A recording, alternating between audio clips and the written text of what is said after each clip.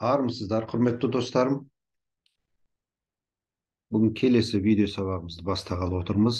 Математикалық сауаттылықтан бүгінгі тақырыбымыз қозғалысқа байланысты есептер, өзендегі қозғалыс деген тақырып.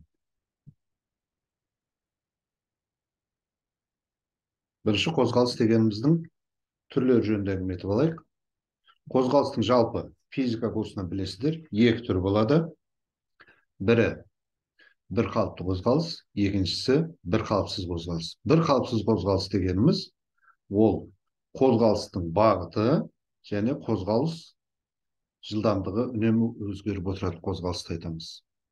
Ал біздің қарастырып отыратынымыз бір қалыпты түзусіз қозғалыс, яғни қозғалыстың жылдамдығы да өзгермейді, сонымен қатар қозғалыстың жылдамдығының бағыты да өзгермейді, траекториясы түзусіз болады. Енді бірінші есебімізге көшейік те бастайық, құрметті оқушылар. Былай дейді, есебіміздің мәтіні былай дейді. Арасы 650 километр болатын екі қаладан бір-біріне қарсы екі жүк көлігі шықты да 5 сағаттан кейін кездесті. Егер бірінші көліктің жылдамдығы 70 км сағат болатын болса, екінші көліктің жылдамдығын табыңыз дейді. Енді екеуі бір-біріне қарама-қарсы қозғалғандықтан олардың жылдамдықтары қосылады. Екеуінің қосылғандағы 1 сағаттағы жүрген жолы 650 бөлінген 5 тең 130 болады. Өйткені 650-ді 5 сағат жүрген ғой, 1 сағатта жүрген жол дегеніміз ол жылдамдығы ғой. 5-ке бөлсек 130 шығады. Ал ол 130 дегеніміз ол екі жүк көлігінің жылдамдықтарының қосындысы. Яғни X бұл бір көліктің жылдамдығы да екінші көліктің, бірінші көліктікі 70. X қосу 70 тең 130. Бұдан X дегеніміз 130 минус 70 тең 60 болады. Олай болса, екінші көлігіміздің жылдамдығы 60 км сағат, жауабымыз С жауабы екен. Бірінші есебіміз шықты. Келесі есебімізге көшейік. Келесі есебіміздің мәтіні не дейді? Айдын мен сәуленің 1 сағатта жүрген жолдарын салыстырыңыз дейді. Енді бұл жерде мынау кестеге сай, айдын 3 сағатта 15, ал сәуле 3 сағатта 12 жол жүрген. Не істейміз? Уақытты табу үшін болса да жүрген жолын уақытқа бөлеміз. 15-ті 3-ке бөлсек 5-тен тиеді, 12-ні 3-ке бөлсек 4-тен тиеді. Яғни айдын 1 сағатта 15 бөлу 3, 5 жол жүрді, ал сәуле 12 бөлу 3 тең 4 жүрді. Олай болса, 1 сағатта айдын сәуледен көп жол жүрген. Айдынның жолы А деп белгіленген, сәуленің жолы С деп белгіленген болса, онда айдынның жүрген жолы көп. А үлкен болады С-дан. Яғни біздің С жауабымыз дұрыс екен. Келесі есебімізге көшейік. Үшінші есебіміз не дейді екен? Үшінші есебіміз былай дейді. Ұлу ағаштың басына шығуға күніне 5 метр жоғары көтеріледі де, түнде 3 метр сырғанап төмен түседі. Ағаштың биіктігі 25 метр болса, ұлу ағаштың басына неше күнде жетеді? Енді бұл жерде, құрметті оқушылар, бір есептің бір құйтыртқысы бар. Соны байқамай қалады, көп оқушылар қате жауапты белгілеп қояды. Ұлу 5 метрге көтеріліп, 3 метрге түсетін болса, онда ұлу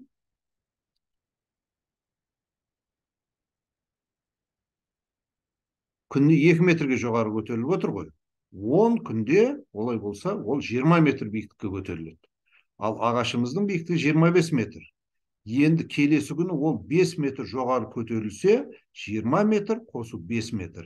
Яғни 25 метрге көтеріледі да, 11-ші күні ағаштың басына жетеді.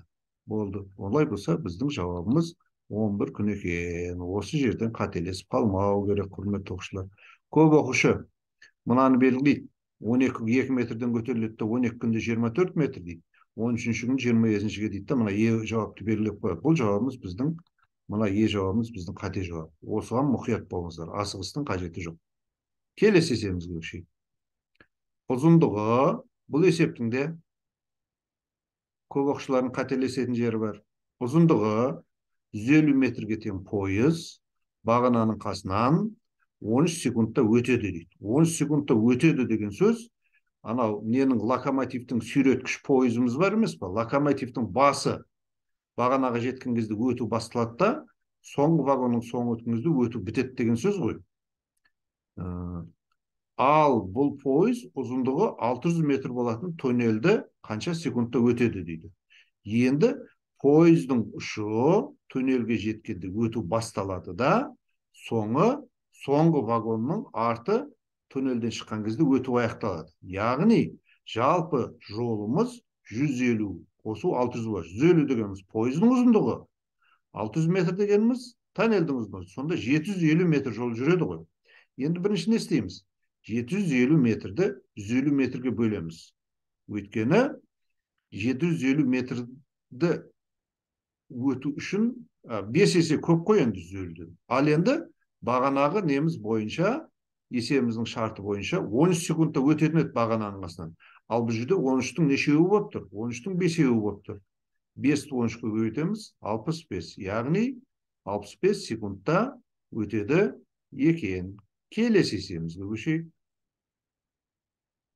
Автобус екі елді мекеннің арасында қашықтығы 60 км сағат жылдамдықпен 3,5 сағат жүреді. Егер автобус жылдамдығын 10 км сағатқа арттырса, осы қашықтықты неше сағатта жүретін еді? Енді не істейміз?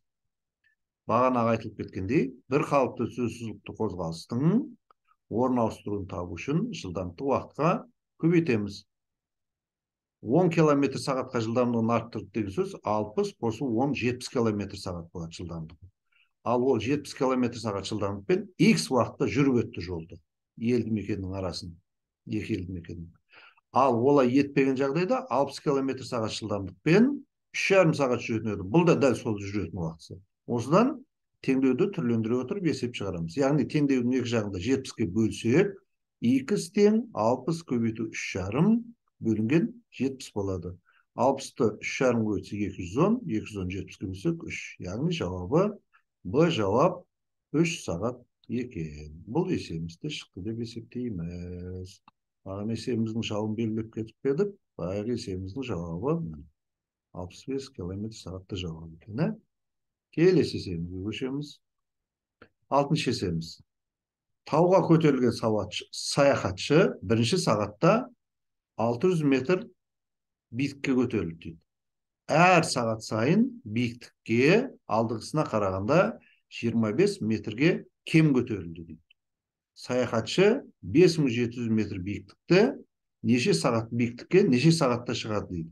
Енді бұл мынадай, бұл есепті шешудің екі жолы бар. Бір жолы қарапайым жолы, көп оқушы осы үйреншік тәсілді пайдаланады. Яғни бірінші сағатта 800 метр жүрді, онан кейін 25-ті шегердік, 775, одан тағы 25 шегердік, 750, арғарып кете береді. Ең соңында осы қосындымыз 5700-ге тең болғанымызды тоқтай саламыз да, сөйтіп мына қосылғыштарды санай саламыз. Міне. Енді қосқан кезде де қосудың да өзінің жолы бар. Мына 800 бен 700-ді қосыңыз, бұл 1500 болды. Сонан соң 725 пен мына 675-ті қосыңыз, бұл да 1500 болады. Арғылап сөйтіп қосқан дұрыс. Бір шетінен қосқан тәсіл ол тиімді тәсілге жатпайды. Енді екінші жолы бар. Екінші жолы 9-шы сыныпта алгебра курсында танысқан арифметикалық прогрессия деген мына тізбектер ғой. Тізбек 8 мүшеден тұрады. Бірінші мүшесі 800, айырмасы минус 25, яғни 25-ке кеміп жатыр. Ал 8 мүшенің жалпы қосындысы міне 8 мүшенің жалпы қосындысы 570.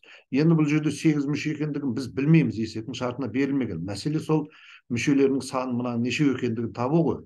Сондықтан арифметикалық прогрессияның алғашқы n мүшесінің қосындысына арналған мынандай формула бар. Осы формуланы пайдалана отырып белгілі мәліметтерді жазамыз, кесте формула қоямыз. 5700, 2 a1 800, сөйтіп осы жолмен есептеп n табамыз. Бірақ бұл жолымыз өте күрделі жол. Сондықтан бұл жолды таңдау бізге тиімсіз. Яғни бізге тиімді мынау бірінші жолымыз.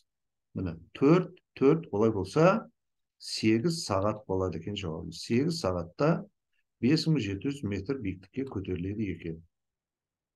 Ал егер біз мына жерде 5700 емес 57.000 деген тұрса, 57.000. Енді 57.000-ға жету деген өте қиын ғой. Қосып кете береміз. Мынаның бәрін қосып 57.000-ға жеткенше ол уақыттың бәрінен ұтылып қаламыз. Сондықтан ол жағдайда мына арифметикалық прогрессияның алғашқы n мүшесінің қосындысына қатысты формуланы пайдаланған өзімізге тиімді. Кетеміз ары қарай. Келесі есебіміз. 7-ші есебіміз не дейді екен? Асқар әр күні таңертең жаяу мектепке барады. Егер минутына 60 метр жүрсе, минутына 60 метр дегеніміз бұл жылдамдық қой. 60 метр бөлу минут деген сөз. 5 минут кешігеді дейді. 5 минут кешігеді деген сөз, 5 минут артық жұмсайды деген сөз ғой. Егер минутына 75 метр жүрсе, 2 минут ерте жетеді дейді.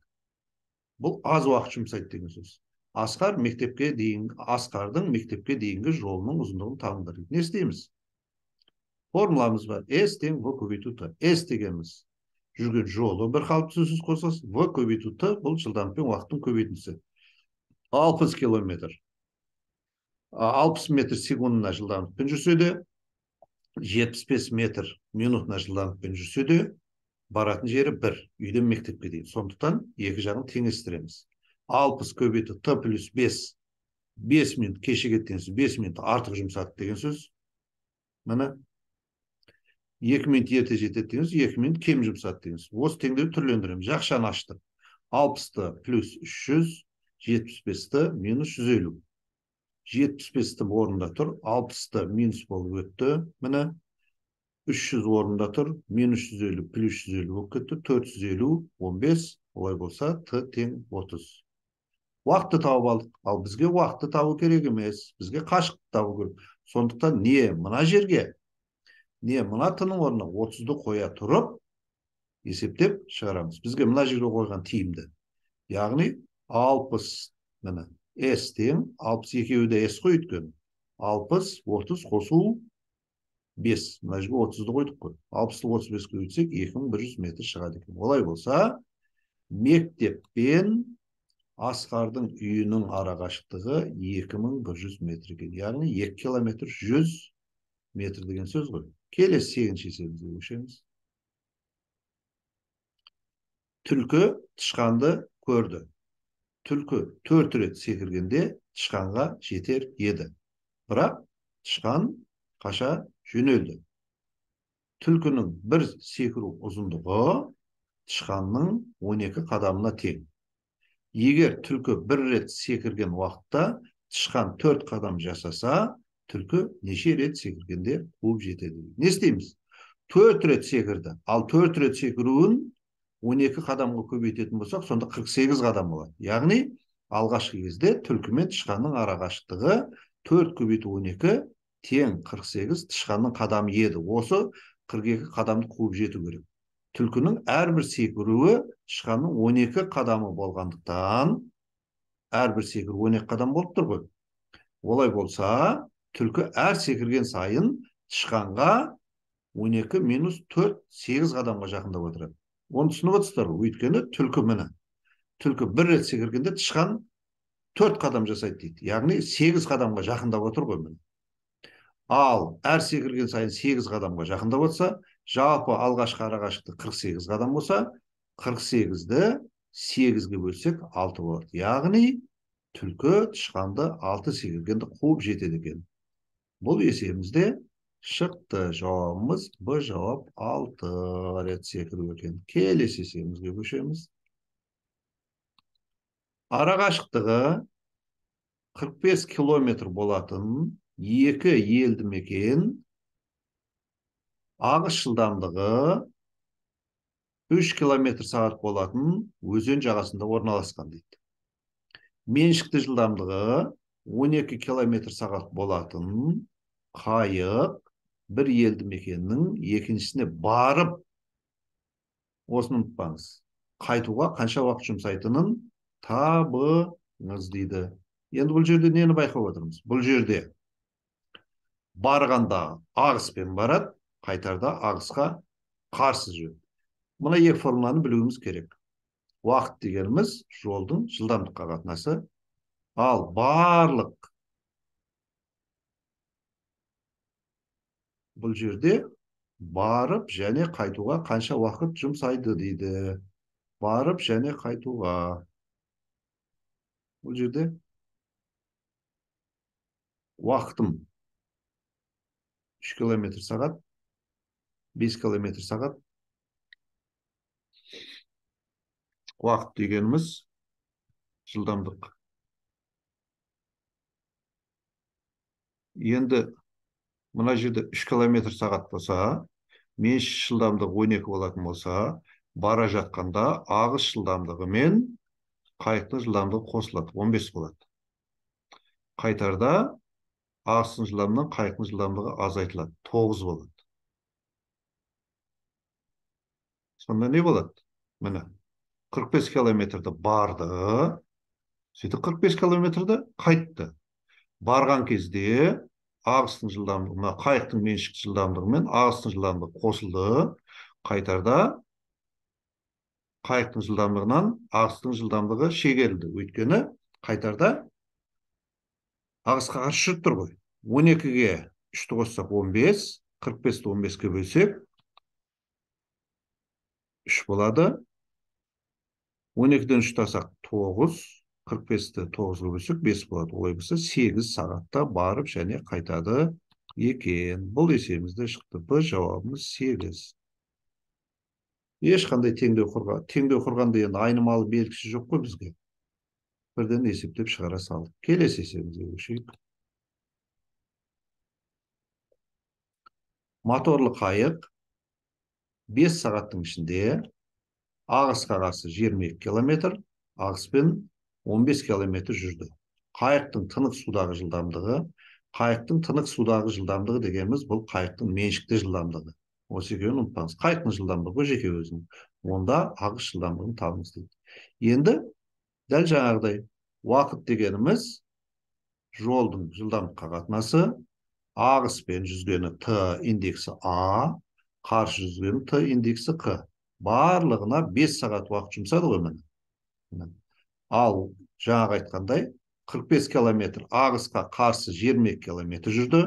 Міне 22, мына есіміз қарсы болғандықтан міне қайықтың меншікті жылдамдығынан ағыстың жылдамдығын шегеріп тұрмыз. Ал 45 километр ағыспен жүрді.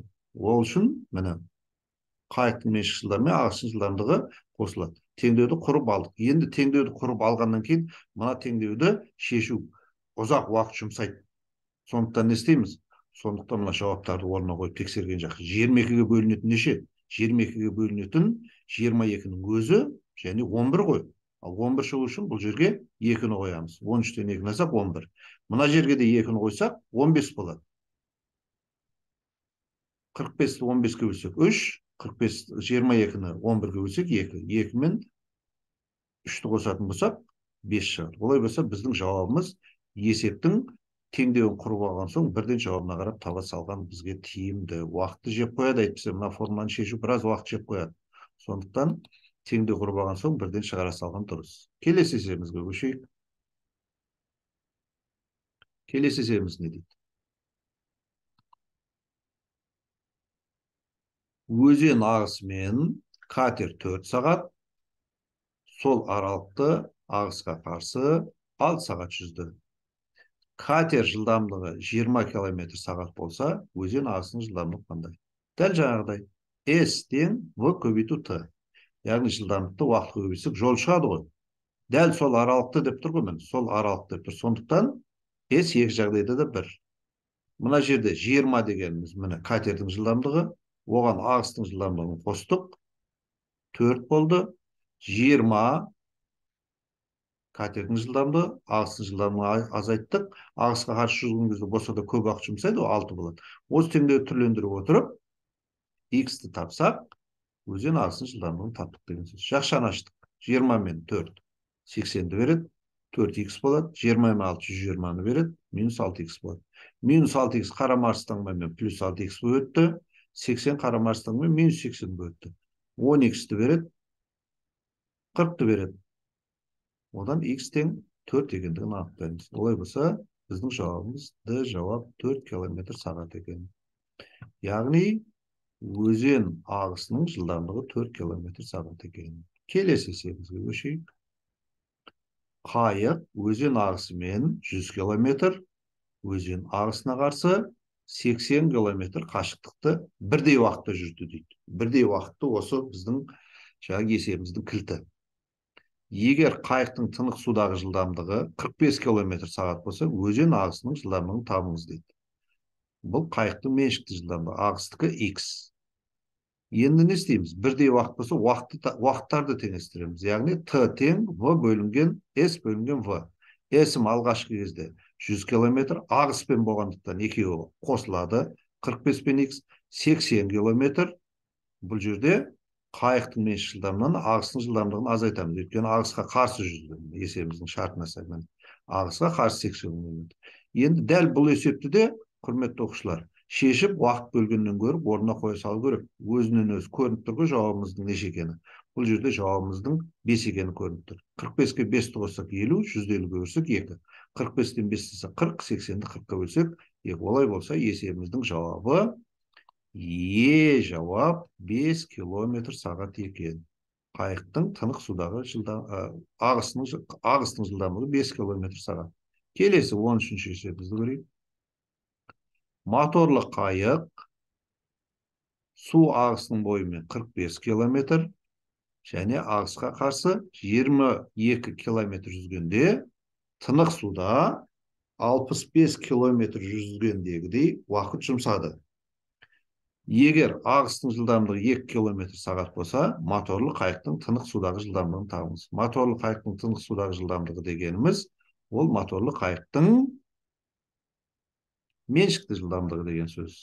Көрейік, дәл жаңағыдай ағысқа қарсы, ағыспен қарсы жүзген уақыттардың қосындысы тынық судағы уақытқа тең деп тұр. Мына индекстегі Т дегеніміз тынық судағы. Ал Т дегеніміз S бөлінген V, бұны білеміз. Яғни жолдың неге қатынасы? Жолдың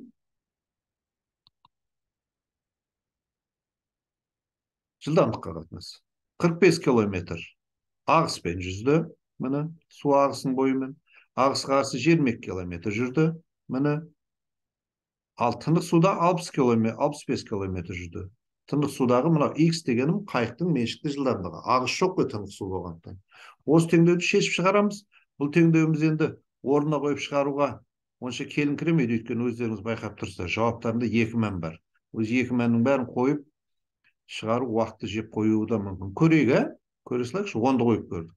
10-ды қойдық, 12 болды. 45-ті бөлдік 12-ге. Әдемі жауап шыға қоймайды. Мынаны 12-ге бөлсек те әдемі жауап шыға қоймайды. Мынаны 12-ге бөлсек те әдемі жауап шыға қоймайды. Сондықтан не істейміз? Ортақ бөлгіші болып табылатын x, x плюс 2, x минус 2-лердің көбейтіндісіне, яғни ортақ бөлгішіні көбейтеміз. Біріншісінде x плюс 2-лер қысқарып кетеді, x минус 2-ден тиеді. Екіншісінде x минус 2-лер қысқарып кетеді, x плюс 2-ден тиеді. Үшінші бөлшекте x қысқарады, x минус 2 мен x плюс 2-ден тиеді. Жақшаны ашып жатырмыз. 45x квадрат минус 90x, 22x квадрат плюс 44x, 65. Мына жерде енді x минус 2, x плюс 2 дегеніміз x квадрат минус 4-ті береді. Қысқаша көбейту формуласын беріп тұр. Сондықтан жаза салдық. Енді бұл жерде ұқсас мүшелерді біріктірдік. 45 пен 22x квадрат береді, 67x квадратты береді. Мұнымыз 65x квадрат, қарама арыстаңбамен 65-тің минусы болып өтеді, 2x квадрат қалады. 90x бар, 44x бар. 90x-тен 44x алатын болса 46x болады. Таңбасы үлкеннікі минус болғанда минус 46x болады. 65'ті минус 4-ке көбейтсек, минус 260, қарама астынан плюс 260 болады. Енді не істейміз? Теңдеудің екі жағында 2-ке бөліп аламыз. Мұны 2-ке бөлсек x квадрат, мұны 2-ке бөлсек 23x, мұны 2-ке бөлсек 130. Міне. Ал v теоремасына сәйкес квадрат теңдеудің түбірлері, оның түбірлерінің көбейтіндісі бос мүшесін береді, түбірлерінің қосындысы қарама арыстаңбаймен берілген екінші коэффициентті береді. 10 мен 13-ті көбейтсек 130, 10-ға 13-ті қоссақ 23. Мына жерде минус болса бізге плюсы керек. Олай болса жауабы 10 километр сағат және 13 километр сағат деген А жауап біздікі екен. Міне бұл есебімізде шықты. Құрметті оқушылар, асықпай қарап шығыңыздар. Келесі есебіміз. Қайық ағыс жылдамдығы 3 километр сағат өзенде ағыспен жүзіп 15 километр қашықтыққа барды. Қайықтың меншік жылдамдығы 7 километр сағат болса, қайық өзенде неше сағат жүзді? Түкте қиындығы жоқ. Не істейміз? Формуланы білеміз. Бағана бірнеше рет қарадық бұл формулаға қатысты. Жүрген жолы 15 километр. Ағыспен жүргендіктен меншікті жылдамдығы мен ағыстың жылдамдығы қосылады. 10 километр. 15 километрді 15 километр сағатқа бөлсе, километр мен километр қысқарды да, мына сағат бөлшектің алдына шығып кетеді. 15 тонға бөлсек 1,5. Олай болатын болса, 1,5 сағаттың ішінде ағыспен 15 километр қашықтыққа барған екен. Келесі 15-ші есебіміз. Бұл есебіміз енді графикке қатысты берілген есеп, құрметті оқушылар. Көрейік, не дейді екен? Суретте арғын мен Жәнібектің қозғалыс графигі уақытына қарай жүрген жолдары берілген. Олардың бір бағытта, бірақ әртүрлі уақытта жолға шыққаны белгілі болса, арғын мен Жәнібектің жылдамдықтарын табыңыз. Жаңағы өзіміз айтқандай, жылдамдық дегеніміз жолдың уақытқа қатынасы. Көрейік. Арғын міне 4,5 километр жол жүрген. Екеуі де 4,5 километр жол жүрген ғой енді. 4,5 километрді жүруге арғын мына жерде соңғы уақытысы, мына бастапқы уақытысы. Яғни мынау 11 мен 12-нің ортасы болғандықтан 11,5 болады. 11,5-ды азайтамыз 9. Сонда 2,5 сағат жүрген екен ғой. 4,5 километрді жүруге 2,5 сағат уақыт жұмсаттық. Яғни мына жерде 0,5-ке қысқарттық. Мынаған 5-тен тиеді, бұған 9-дан. 9 бөлу 5. Немесе 9-ды 5-ке бөлсек 1,8 километр сағат. Дәл сол сияқты Жәнібектің жүрген жолы 0-ден бастап 4,5-ға дейін. Жәнібектің уақытысы 8, бұл жерім 12. 12 сағат. Сағат 8-де қозғалысты бастады деген сөз ғой. Сөйтіп 12-ке дейін жүрді. Сонда 12-ден 8 сағат 4 сағат болады. Яғни 4,5-ды бөлеміз 4-ке. 4,5-ды 4-ке бөлсек 1,125 километр сағат болады екен. Яғни біздің жауабымыз С жауап. Негізі мынау кімнің жолын тапқаннан кейін, арғынның жолын тапқаннан кейін, арғынның жолы енді бізде 1,8 километр сағат болып тұр ғой. Сондықтан жоқ, бірақ мына жерде 1,8 бар екен. Болды, жауабымыз С жауап екен. Бұл тақырыбымыздың есептерінде бітірдік, құрметті оқушылар. Зейін қойып тыңдағандарыңызға рахмет. Ұнап жатса лайк басыңыздар, пікір қалдырыңыздар. Сіздердің пікірлеріңіз қалдырған лайктарыңыз арнамыздың алға жылжуына септігін тигізеді. Жазылмаған болсаңыздар, болса да жазылыңыздар. Жазылған болсаңыздар, өздеріңіздің құрбы құрдастарыңызды, достарыңызды арнамен таныстырыңыздар. Жазылмандарың көп болғанда арнаның алға жылжуына өзінің септігін тигізеді. Аман болыңыздар.